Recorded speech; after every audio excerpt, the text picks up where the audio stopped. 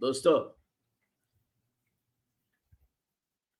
દેવાધિદેવ મહાદેવ પણ બોળિયો રાજા, રીસતાય વાર નહીં. એની ઉપાસનાનો મહિનો એટલે શ્રાવણ, પવિત્ર શ્રાવણ મહિનો વહી રહ્યો છે. આપણે નાની વાતો કરીએ છીએ. હું કોઈ મોટો કોઈ કથાકાર પણ નથી અને જ્ઞાની પણ નથી. મારી તો ભક્તિ વહેંચું છું. આ કામ છે. બસ દાસાનું દાસ બનીને રહેવાનું અને સદવિચાર વહેંચવાનો. ગમતું હોય તે આ ગુંજેના ગાલીએ, ગમતાનો કરીએ ગુલાલ. ગમતાનો ગુલાલ કરવાની પ્રક્રિયામાં આપ સૌ જોડાયા છો ત્યારે આપ સૌનું સ્વાગત છે. આપ સૌને આવકારું છું અને પવિત્ર શ્રાવણ માસમાં આપ ભક્તિપૂર્વક પંચાક્ષરી મંત્રના ઉચ્ચારણ સાથે ભગવાન શિવની આરાધનામાં લીન બનો એવી આપને શુભકામનાઓ પાઠવું છું. એક આપણી જ પ્રાર્થનાની 4 પંક્તિ ગઈ લઈએ. ભોલાનાથ देने वाला, भोलानाथ देने वाला कोई और नहीं. भोलानाथ देने वाला, भोलानाथ देने वाला कोई और नहीं. मेरा शंभु देने वाला, मेरा शिव है देने वाला कोई और नहीं. डम डम डम डम डमरू बाजे, तांब सदा शिव तांडव नाचे. उसके गले में मुंड की माला, उसके जटा में गंगा धारा. उसके गले में मुंड की माला, उसकी जटा में गंगा धारा. कोई और नहीं. तेरा मेरा वो रखवाला, मेरा तेरा वो रखवाला. वो है सबका तो रखवाला, कोई और नहीं. भोलानाथ देने वाला, भोलानाथ देने वाला कोई और नहीं, कोई और नहीं. दोस्तों, नाभि स्वरથી ઉચ્ચારતો ઓમ મંત્ર અનેક રીતે ઉપકારક ગણાય છે. તમે કયા જાણીને નવાઈ લાગશે, પણ આ ઓમ મંત્રનો ઉચ્ચાર પ્રાણાયામમાં પણ ઓમકાર ધ્વનિ તરીકે અથવા ભ્રામરીમાં પણ ઓમકાર ધ્વનિ તરીકે કરીએ તો મગજની જે પિટ્યુટરી ગ્લેન્ડ છે એને એ સીધી ધંધણાવે છે અને ગમે તેવા સ્ટ્રેસમાં ઊંઘ ના આવતી હોય તમે સ્ટ્રેસમાંથી મુક્ત થાય. માત્ર આટલું જ આપણે કરવાનું છે. હરિ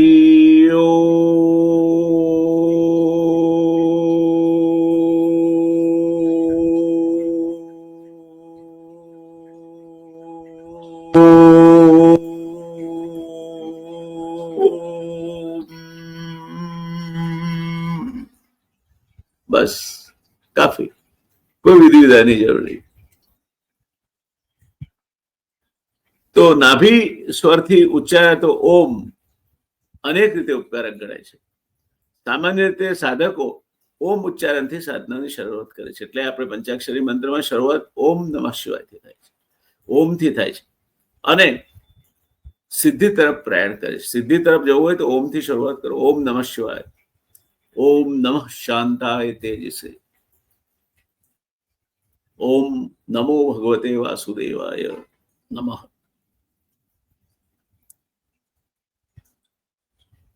ઓમ સર્વદેવે મહાદેવે શિવાય સતતમ નમઃ. નમઃ પ્રકૃતિ રૂપાય. ઓમથી શરૂઆત થાય. ઓમનું ઉચ્ચારણ જેટલું શુદ્ધ અને નાભી સ્વર જેટલો પ્રબળ તેટલું તેનો પ્રભાવ ઉત્તમ અને ચમત્કારિક અથવા ફળદાયી ગણી શકાય.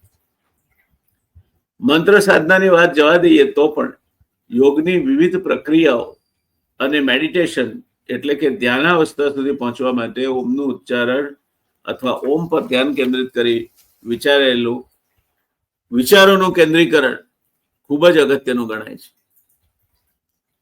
એકલા ઓમમાં જ જો આટલી તાકાત હોય, એનો સતત જાપ અને ઉચ્ચારણ તમને સિદ્ધિની પરાકાષ્ઠાએ પહોંચાડવા માટે પૂરતા હોય તો પછી ઉંબરો મૂકીને ડુંગરો પૂજવા સિદ્ધને જવું છે ભાઈ.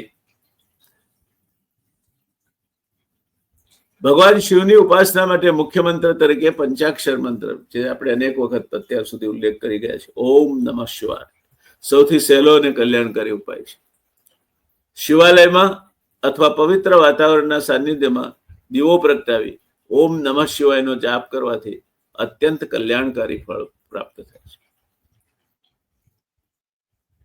તાંત્રિકો આ મંત્રને મૂળ વિદ્યા શિવ પંચાક્ષર અથવા શિવસૂત્રના નામે ઓળખે છે.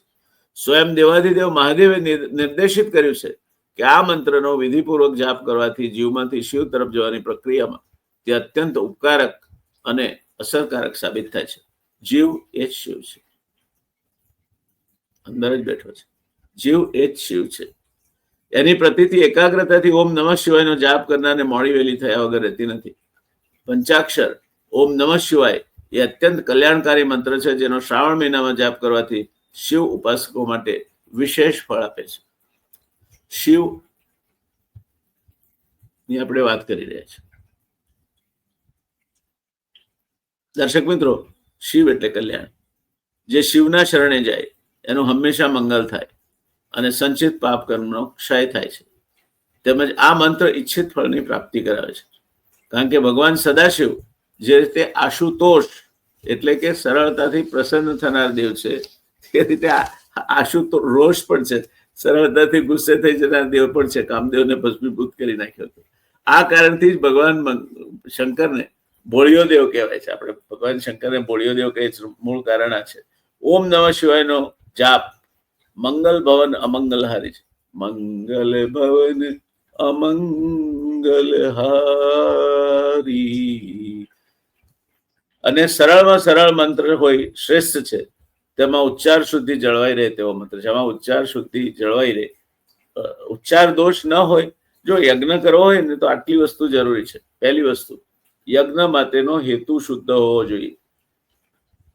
હેતુ કલ્યાણ માટેનો હોવો જોઈએ. મલિન હેતુથી ઇન્દ્રનું ઇન્દ્રાસન પ્રાપ્ત કરવા માટે તો રાક્ષસો યજ્ઞ કરતા. હેતુ શુદ્ધિ વગરનો યજ્ઞ રાક્ષસી યજ્ઞ બની જાય છે. ત્યાર પછી આપણે કાચી ઈંટ લઈએ છીએ, જમીન પર એની વેદી રચીએ છીએ, તો ભૂમિ પવિત્ર હોવી જોઈએ. ત્યાર પછી એનામાં જે સમીધ વપરાય છે, આંબો હોય કે ઈજડો હોય કે પલાશ હોય, એ અડાયા છાણા હોય, એ એનું સમીધ પવિત્ર હોવું જોઈએ. ત્યાર પછી જે તમને યજ્ઞ કરાવે છે જે વ્યક્તિ, એની દેહ શુદ્ધિ હોવી જોઈએ. દેહ શુદ્ધિ આચાર શુદ્ધિથી આવે છે. એ વ્યક્તિ ની મંત્ર શુદ્ધિ હોવી જોઈએ. માણસ મંત્રોચ્ચાર શુદ્ધ રીતે કરતો હોવો જોઈએ. અને યજમાન એટલે કે તમારી દેહ શુદ્ધિ અને તમારો આચાર વિચારની શુદ્ધિ હોવી જોઈએ. આટલું ભેગું થાય તો જ યજ્ઞ કરવાને તમે લાયક છો. નહીં તો ખાલી ખોટું યજ્ઞ કરાવીને મેં નવચંડી કરાવી નાખ્યો, નારાછડી પકડીને આખા કુટુંબને બધાને શ્રેય અપાવી દીધું, આવું કંઈ થાય નહીં. હવે યજ્ઞ કરવાનો હોય ત્યારે આટલું વિચારજો કે આ બધી બાબતોમાં શું છે. ઓમ નમઃ શિવાય મંત્ર મનમાં ન અક્ષર ગૌતમ, મા અક્ષર અત્રિ, શી અક્ષર વિશ્વામિત્ર, વા અક્ષર અંગીરા અને ય અક્ષર ભારદ્વાજ સ્વરૂપ છે. આ મંત્રના સતત ગાન એટલે કે જાપમાં ગાયત્રી, અનુષ્ટુપ, ત્રિષ્ટુપ, બૃહતિ વગેરે છંદોના આરોહ અવરોહની અનુભૂતિ સાધકને થાય છે. આ મંત્રના 5 અક્ષરના અનુક્રમે ઇન્દ્ર, રુદ્ર, વિષ્ણુ, બ્રહ્મા અને કાર્તિક સ્વામી એ 5 સત્તા છે. અને પરમેશ્વર મંત્રના અક્ષરોમાં ન મસ્તક છે, મ શિખા છે, નમઃ કહીએ ને આપણે, તેમાં ન મસ્તક છે, મ શિખા છે, શી કવચ છે, વા નેત્ર છે, ય કાન છે. મંત્ર જાપ કરવા માટે કેટલીક બાબતો ધ્યાનમાં લેવી જરૂરી છે. મંત્રનો જાપ મનમાં થાય છે, જેથી કોઈ સાંભળી શકે નહીં. આવા માનસિક જાપને ઉત્તમ ફળ આપનારો ગણ્યો છે. જાહેરમાં ઓટલા પર બેસીને ઓમ નમઃ શિવાય, ઓમ નમઃ શિવાય, ઓમ નમઃ શિવાય, ઓમ નમઃ શિવાય, નાશ મણકા મણકો આવ્યો, નાશ મણકા મણકો આવ્યો, આવું નહીં કરો. તમે ઉત્તમ ભક્તિ છે, એકાગ્રતાથી કરેલી ભક્તિ. જાપ મનમાં થવો જોઈએ. ચાલતા ચાલતા પગ લાંબા કરી ખાટલા પર બેસી અપવિત્ર સ્થળે અથવા અપવિત્ર અવસ્થામાં વાત કરતા કરતા આ મંત્રના જાપ ક્યારેય કરવા નહીં. કોઈ પણ મંત્રની ઉત્તમ ફળશ્રુતિ માટે આચાર શુદ્ધિ, ઉચ્ચાર શુદ્ધિ, દેહ શુદ્ધિ અને હેતુ શુદ્ધિની સાથોસાથ જે સ્થાન આ પ્રકારના જાપ માટે ઉપયોગમાં લેવાતું હોય તે સ્થાનની પવિત્રતા પણ જરૂરી છે. શુદ્ધ હેતુ અને આત્મકલ્યાણ અર્થે કરેલ સાધના દૈવી ફળ આપે છે. જ્યારે મલિન હેતુ અથવા કોઈને નુકસાન કરવાના ઈરાદાથી કરેલ સાધના રાક્ષસી સાધના ગણાય છે અને સરવાળે આવી સાધના કરનારનો સર્વનાશ થાય છે. શ્રાવણના આ પવિત્ર મહિનામાં પૂજા વિધિ, મહિમ્ન, રુદ્રી કે બીજું કંઈ ન ફાવતું હોય તો સાચી શ્રદ્ધા અને ભક્તિથી કરેલા ઓમ નમઃ શિવાય ના પંચાક્ષરી મંત્રનો જાપ યજ્ઞફળ જેટલું જ ઉત્તમ ફળ આપે છે. એક જ એની શરત છે કે તમે એક ધ્યાનથી, પવિત્ર હેતુથી, પવિત્ર શરીરે અને મનને એકાગ્ર કરી અને શિવનું રટણ કરો. દોસ્તો, પ્રદોષ શબ્દ સાંભળ્યો છે? આજે આપણે પ્રદોષ વ્રત અંગેની વાત કરવી છે. ભગવાન શંકર અનંત અને અવિનાશી છે. એમને પ્રસન્ન કરવા માટે ધર્મગ્રંથોમાં ઘણા પ્રકારના ઉપવાસ અને વ્રતો વિશે ચર્ચા છે, પણ એમાં પ્રદોષ વ્રતનો મહિમા વિશેષ છે. પ્રદોષ વ્રત પ્રત્યેક ચંદ્રમાસની ત્રયોદશી તિથિના દિવસે રાખવાનું વિધાન છે. આ વ્રત કૃષ્ણ પક્ષ અને શુક્લ પક્ષ એમ બંને પક્ષમાં, એટલે સુદ અને વદ બંનેમાં કરવામાં આવે છે. સૂર્યાસ્ત બાદના 2 કલાક 24 મિનિટ સુધીના સમયને પ્રદોષ કાળ કહેવામાં આવે છે. જે સમય કાળ પ્રદેશો મુજબ બદલાતો હોય છે. જે સમયને કાળ જે પ્રદેશમાં તમે છો તે મુજબ બદલાઈ શકે છે, થોડો આમ તેમ થઈ શકે છે. સૂર્યાસ્ત હોય એનાથી 2 કલાક ને 24 મિનિટ લેવાનું, એ પ્રદોષ કાળ કહેવાય. સામાન્ય રીતે સૂર્યાસ્તથી રાત્રિના આરંભ સુધીના સમયની વચ્ચે આવતા સમયને પ્રદોષ કાળમાં ગણવામાં આવે છે. આ વ્રત લોકોને 3 થી 12 વર્ષ સુધી કરવાથી ઉત્તમ ફળ આપે છે. પણ ઉત્તમ ફળ એટલે કયું? પુત્ર પ્રાપ્તિ થાય તે, લક્ષ્મીની પ્રાપ્તિ થાય તે, નોકરીમાં બઢતી થાય તે, જમીન જાગીર વધે તે ના. ઉત્તમ ફળ એટલે તમને આત્મજ્ઞાન લાદે. અને આ વ્રતથી તમે જીવમાંથી શિવ તરફ ગતિ કરવાનું કાર્ય કરી શકો છો. વિભિન્ન વારોની સાથે આ વ્રતના વિભિન્ન યોગ પણ બને છે. આ પ્રદોષ કયા દિવસે આવે છે? જ્યારે સોમવાર હોય અને પ્રદોષ આવે તેને સોમ પ્રદોષ કહે છે. સોમ પ્રદોષ મનની ચિંતાઓ હરનાર અને ધનધાન્યથી સમૃદ્ધ કરનાર છે. મંગળવાર હોય અને પ્રદોષ આવે ત્યારે એને ભૌમ પ્રદોષ કહેવાય. ભૌમ પ્રદોષ શરીરની વ્યાધિ હરનાર અને શત્રુઓ પર જીત આપનાર હોય છે. બુધવારે આવતો પ્રદોષ વિદ્યા, વાણી અને ભક્તિમાં ઉન્નતિ આપનાર હોય છે. આમે બુધ એ વાણીનો દેવ છે. ગુરુવારે આવતો પ્રદોષ જ્ઞાન અને સૌભાગ્યમાં વૃદ્ધિ આપનાર હોય છે. શુક્રવારે આવતો પ્રદોષ ઉત્તમ છે, જે વૈભવ અને લક્ષ્મી વધારવા માટે ગણી શકાય. શનિવારે આવતો પ્રદોષ, શનિ પ્રદોષ ઉત્તમ છે, જે નોકરી અને ધંધામાં શાંતિ માટે શ્રેષ્ઠ છે. પુરાણ અનુસાર શનિ પ્રદોષ કરવાથી પુત્ર પ્રાપ્તિ પણ થાય છે. રવિવારે આવતો પ્રદોષ સ્વાસ્થ્ય, સમૃદ્ધિ અને કીર્તિ બક્ષનાર હોય છે. આમ દરેક વારે પ્રદોષ ક્યારે આવે છે, કયા વારે છે, એ મુજબ એના જુદા જુદા મહત્વ છે, જુદા જુદા ફળ વિશે, અને એની ઉપાસના પદ્ધતિ પણ એ પ્રમાણે આપણે ગોઠવીએ તો વિશેષ ફળની પ્રાપ્તિ થાય. પ્રદોષ પૂજા કરવાથી શિવલિંગની આપણે પ્રદોષ પૂજા કરીએ તો એના થકી શિવજીની કૃપા કોને મળી હતી?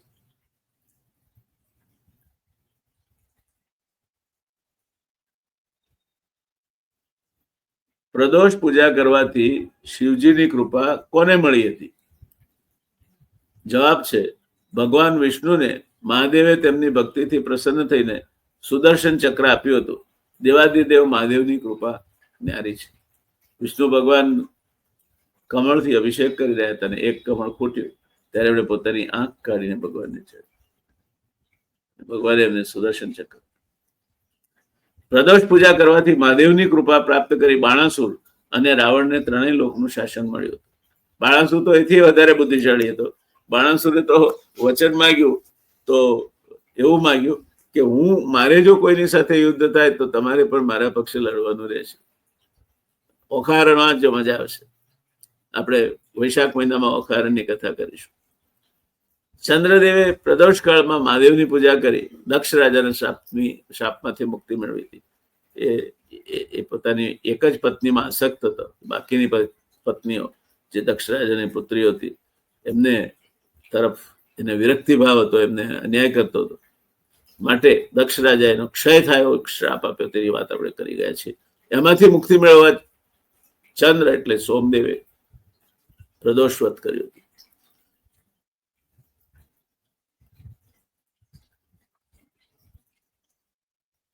સાહજિક રીતે દોસ્તો તમારા મનમાં પ્રશ્ન થતો હશે કે પ્રદોષ વ્રત કઈ રીતે કરાય. પ્રદોષ વ્રતના દિવસે પતિ પત્નીએ વહેલી સવારે સ્નાન કરીને શિવ, પાર્વતી અને ગણેશજીની આરાધના કર્યા બાદ શિવ મંદિરે ભગવાન શંકર, પાર્વતી અને નંદીને પંચામૃત અને ગંગાજળથી સ્નાન કરાવી બેલ એટલે કે બિલીપત્ર, ગંધ એટલે ચંદન, અક્ષત એટલે બંને ત્યાં સુધી ડાંગરમાંથી જાતે ફોલીને કાઢેલા આખા ચોખા, ફૂલ, નૈવેદ્ય, ફળ, પાન, સોપારી, લવિંગ, ઇલાયચી ભગવાનને ચડાવી સાંજના સમયે ફરીથી સ્નાન કરીને આ જ રીતે શિવ પૂજા કરવી જોઈએ. શિવજીની 1650 પૂજા, જેમાં ભગવાન શિવને 16 સામગ્રી અર્પણ કરાય છે અને અંતે ભગવાન શિવને ઘી, ખાંડ અને સત્તુનો ભોગ ધરાવે છે, તે પણ ઉત્તમ છે. 8 દીવા 8 દિશામાં પ્રગટાવી દીવા રાખતી સમયે પ્રણામ કરો. તેમજ શિવ સ્તોત્ર મંત્રનો જાપ અને આરતી કરો.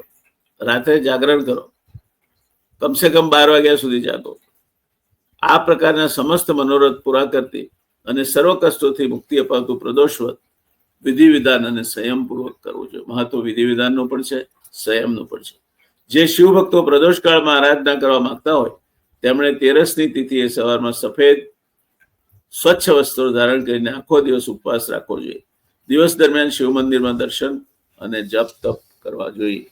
સંધ્યા સમયે પ્રદોષકાળ પહેલા એટલે કે સૂર્યાસ્ત શરૂ થઈને પ્રદોષકાળ શરૂ થાય તે પહેલા ફરીથી સ્નાન આદિથી શુદ્ધ થઈ ડમરાનું પુષ્પ, ધતુરો અને દૂધ લઈને મહાદેવને અભિષેક કરો. દીવો ધૂપ પ્રગટાવીને શંકરને સ્તુતિગાન ગાવું જોઈએ, શંકર ભગવાનનું સ્તવન ગાવું જોઈએ. આ રીતે આરાધના કરીને પ્રસાદ વહેંચી અને પ્રદોષકાળ બાદ ઉપવાસ છોડવા જોઈએ. પ્રદોષકાળ પછી દિવસ દરમિયાન એકવાર આહાર લઈ શકાય, પરંતુ 13 દરમિયાન દિવસે પ્રદોષ પહેલા ફળ અને દૂધ ખાઈને ઉપવાસ કરવા જોઈએ. આખા દિવસ દરમિયાન મન મહાદેવની આરાધનામાં લાગેલું હોવું જોઈએ. દિવસ દરમિયાન ઓમ નમઃ શિવાયના જાપ કરતા રહેવાથી ઉત્તમ ફળ પ્રાપ્ત થાય છે.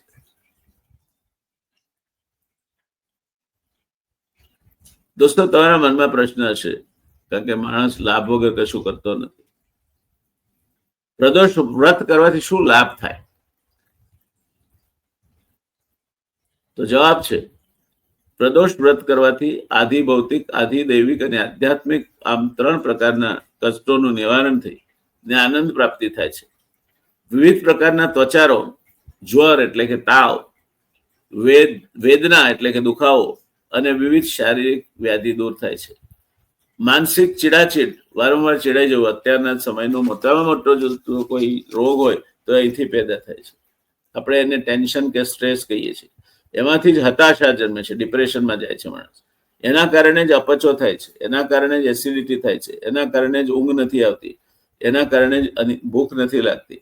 આ બધા ચીડચીડા પણ, મનનો ઉચાટ, નિરાશા, શંકાશીલ વૃત્તિ અને ભયનો નાશ થાય છે, તેમજ સમાધાન મળે છે. બૌદ્ધિક બુદ્ધિ સ્થિર થાય છે, જેથી સ્મરણ તેમજ ગ્રહણ શક્તિ વધે છે. આર્થિક દરિદ્રતા દૂર થઈને ધન પ્રાપ્તિ થાય છે. કુટુંબ અને સમાજની વ્યક્તિઓ સાથેના સંબંધો સારા થઈને કૌટુંબિક સુખ મળે છે, તેમજ સામાજિક પ્રતિષ્ઠા પ્રાપ્ત થાય છે. એ રીતે પ્રદોષ કરવાનો સામાજિક લાભ પણ છે.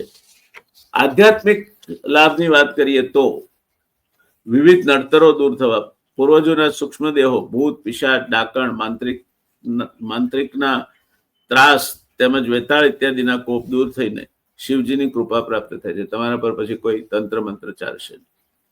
આ બધાનો દેવાધિદેવ મહાદેવ તો ગણોનો ઈશ છે. શિવ કૃપાથી પાપ ક્ષાલન થાય છે, પાપો ધોવાઈ જાય છે.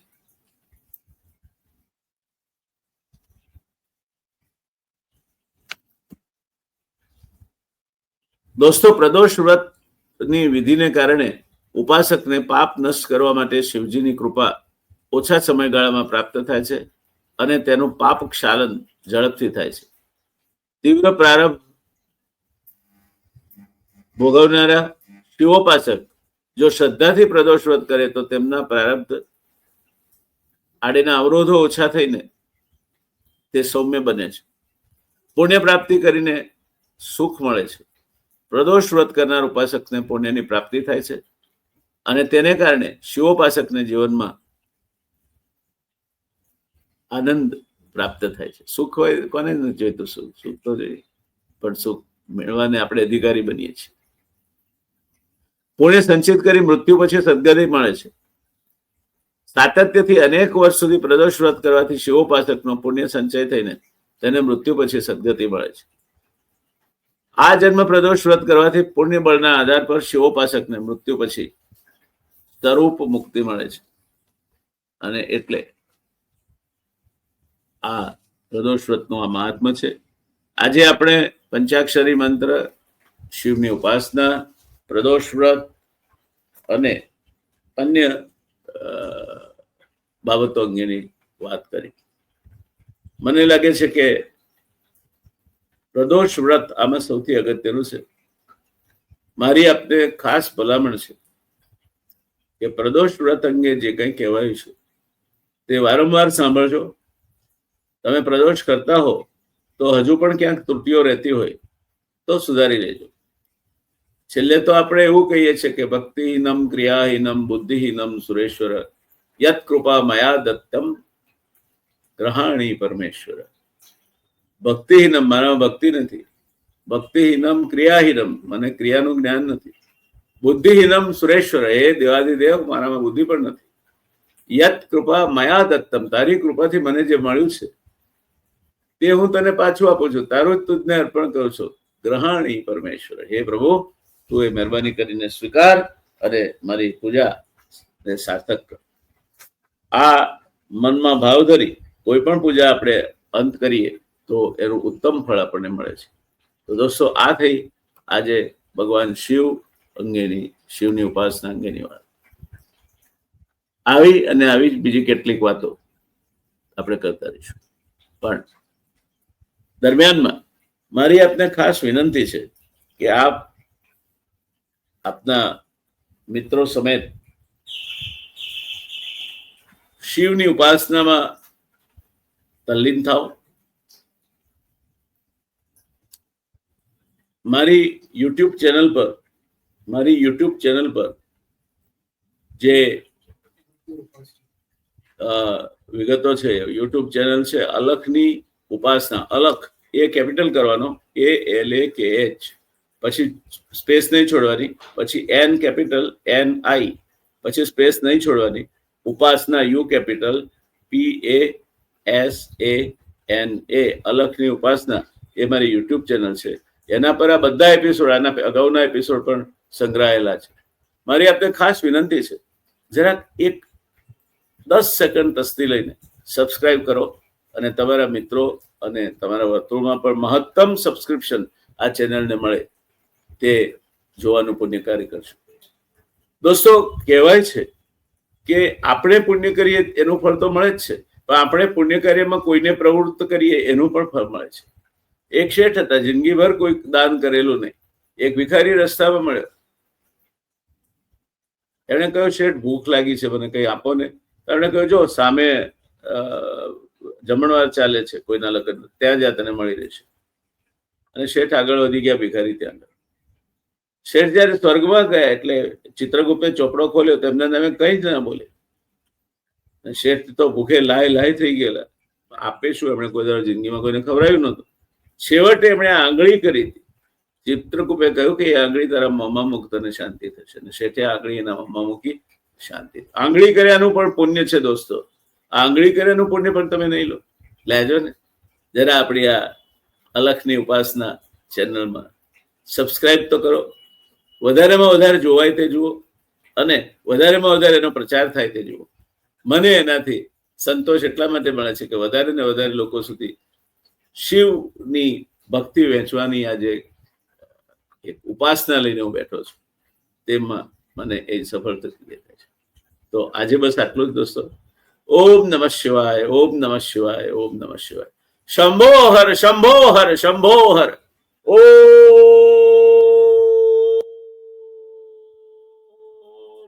નમઃ શિવાય.